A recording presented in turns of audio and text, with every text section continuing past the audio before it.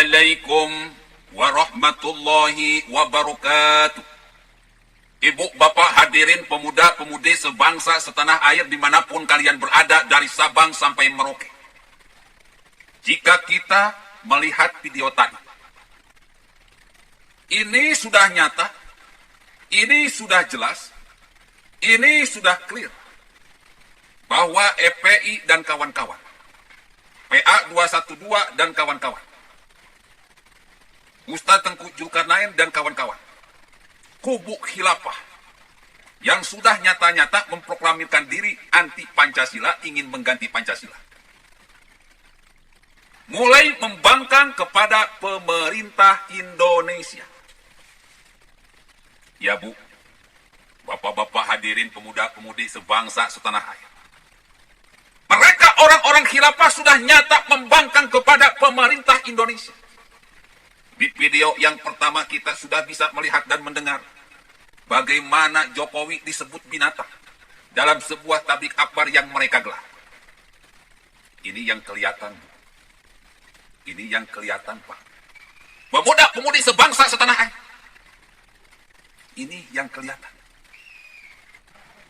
Teknik memprovokasi umat Islam agar menjadi teroris, agar menjadi pembangkang kepada pemerintahan yang sah. Lalu di video kedua, seorang Tengku Zulkarnain yang katanya pengurus Majelis Ulama Indonesia bertindak sesuatu yang tidak etis, bertindak sesuatu yang tidak layak. Dan dalam video tersebut kita semakin yakin bahwa Majelis Ulama Indonesia sudah dirasuki orang-orang khilafah yang jelas-jelas anti Pancasila, yang sekarang sok-sokan bela Pancasila. Mereka sudah membangkang, Mas Bro. Mereka sudah berani nantang perang kepada pemerintah Indonesia, Mas Bro. Kalau kita lihat dalam setiap omongannya, selalu saja mereka mengatasnamakan umat Islam, umat Islam, umat Islam. Golongan mereka pikir umat Islam. Kita ini yang tidak mendukung mereka, disebut oleh mereka kafir. Kalau tidak kafir, PKI. Lucu, Mas Bro. Jumlah mereka sedikit, Bro. Tapi bacotannya ini, propagandanya ini seolah-olah mereka ini besar.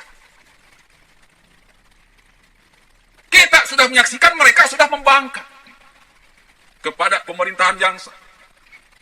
Bapak, Ibu, hadirin pemuda-pemudi sebangsa setanah air. Tahu enggak siapa makhluk pertama yang membangkang kepada Allah Subhanahu wa Ta'ala? Yaitu iblis. Iblis adalah makhluk yang pertama membangkang kepada Allah Subhanahu wa Ta'ala.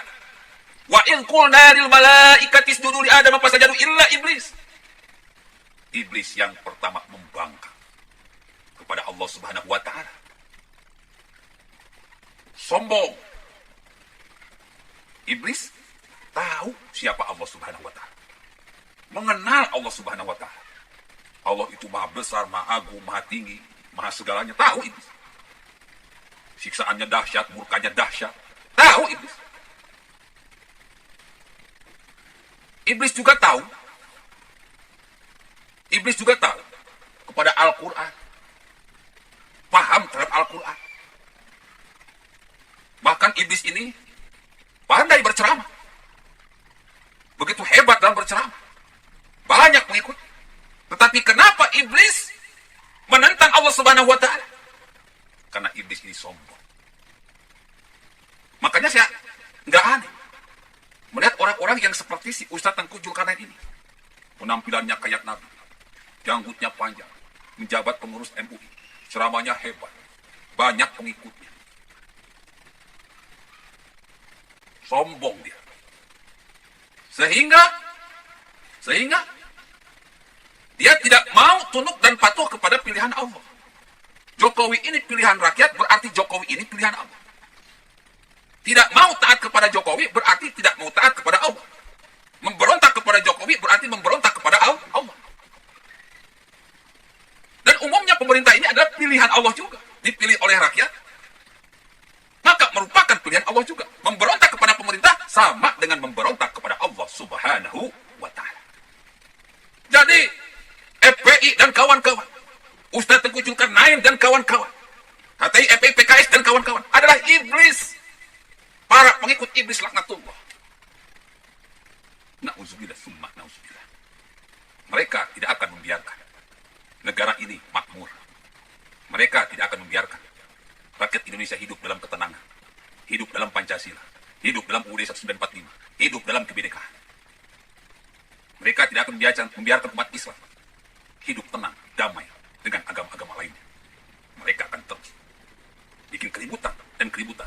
Dan kalau perlu perang, karena bendera yang mereka kibarkan itu bukan bendera merah putih.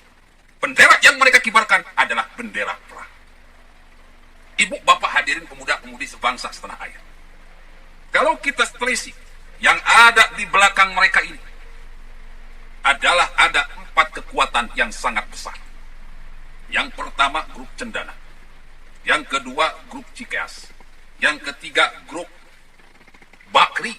Yang keempat adalah grup Kala. Jadi orang-orang khilafah ini adalah orang-orang peliharaannya para mafia penguras duit rakyat. Para mafia yang memonopoli sumber daya alam selama ini. Anjing-anjing peliharaannya para mafia penguras duit rakyat. Makanya mereka selama ini begitu bebas bergerak ke sana ke sini. Begitu bebas memprovokasi rakyat Indonesia. Begitu bebas memprovokasi umat Islam Indonesia. Dari satu pengajian ke pengajian yang lain. Dari satu tabligh akbar ke tabligh akbar yang lain. Dari satu daerah ke daerah yang lain. Mengumpulkan massa, demo berjilid-jilid. Tanpa dana yang cukup. Mustahil semuanya itu bisa dilakukan. Pasokan dananya bro gede. Pertanyaannya, kenapa para mafia ini mendanai orang-orang khilafah? Jawabannya untuk bikin keributan. Agar kebusukan mereka yang selama ini menguras duit rakyat, maling duit rakyat, menguasai sumber daya alam di Indonesia, tidak terkuat, tidak terbongkar oleh pemerintahan Jokowi. Tetapi ternyata Allah tidak tidur. Jokowi memilih orang yang tepat untuk menjadi Menteri BUMN, seorang Erick Thohir. Jokowi memilih orang yang tepat untuk menjadi komisaris Pertamina, yaitu Ahok. Pelan tapi pasti. Pelan tapi pasti, kebusukan, kebobrokan, maling yang selama ini mereka lakukan terbongkar. Pelan tapi pasti, sedikit demi sedikit. Beberapa sumber daya alam yang sudah dikuasai oleh Cendana dan Cikeas bekerja sama dengan perusahaan asing sudah direbut oleh Jokowi, Mas Bro. Freeport sudah jadi milik Indonesia. Blok Mahakam sudah jadi milik Indonesia. Blok Cepu sudah jadi milik Indonesia. Blok Rotan sudah jadi milik Indonesia. Bahkan Indonesia kini banyak membangun kilang minyak di lautan lepas. Sumber daya alam yang selama ini join antara para mafia dengan perusahaan luar negeri, kini sudah direbut kembali menjadi milik seluruh rakyat Indonesia, menjadi milik negara Indonesia. Makanya nggak aneh, Mas Bro. Anjing-anjing khilafah ini terus dipasok dana untuk bikin kekacauan. Kalau perlu Jokowi ini tumbang secepat-cepatnya. Yang terbaru, masalah Jiwasraya terbongkar, Bro.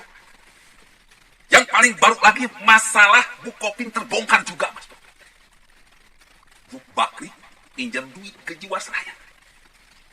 Udah pinjam duit, nggak mau bayar. Kira-kira apa yang harus dilakukan?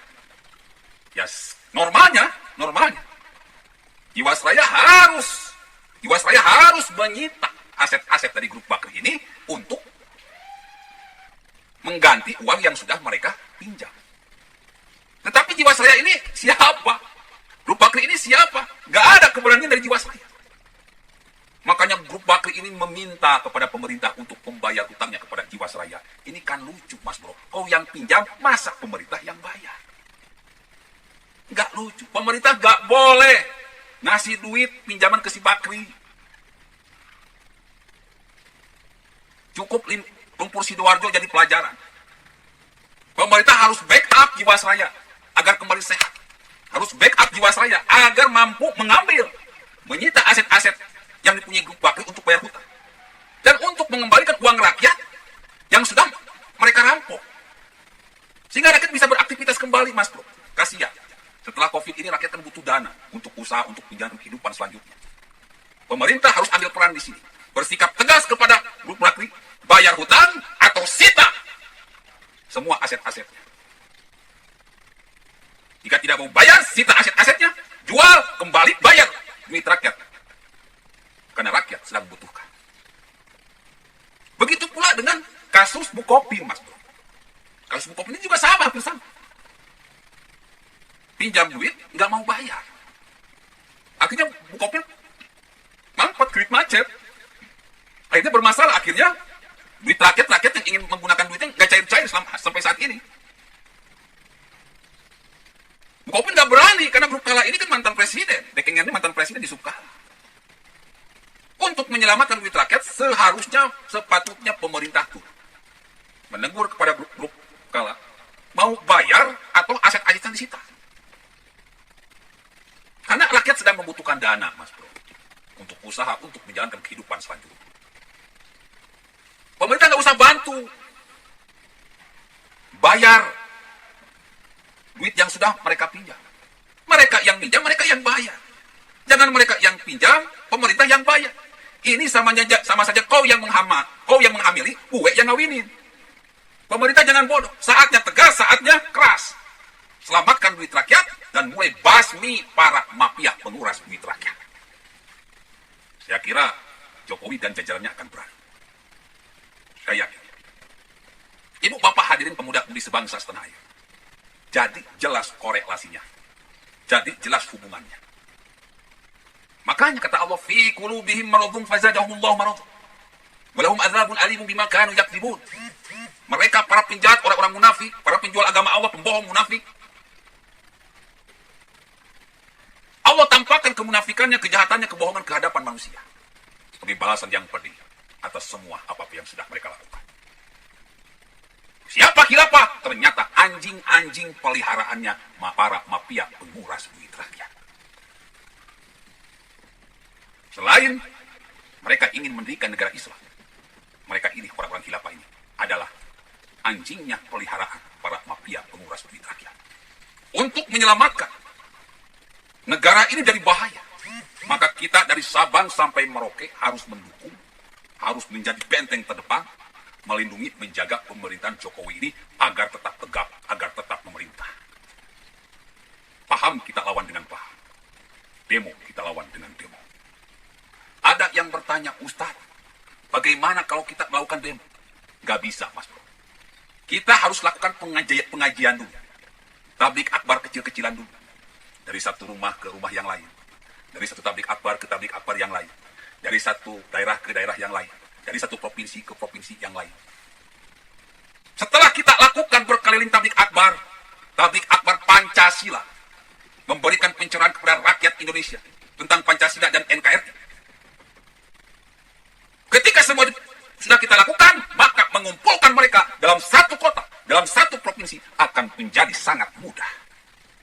Makanya saya mengumpulkan apa yang dinamakan jihad harta, Save NKRI, adalah ingin mengadakan pengajian-pengajian keliling.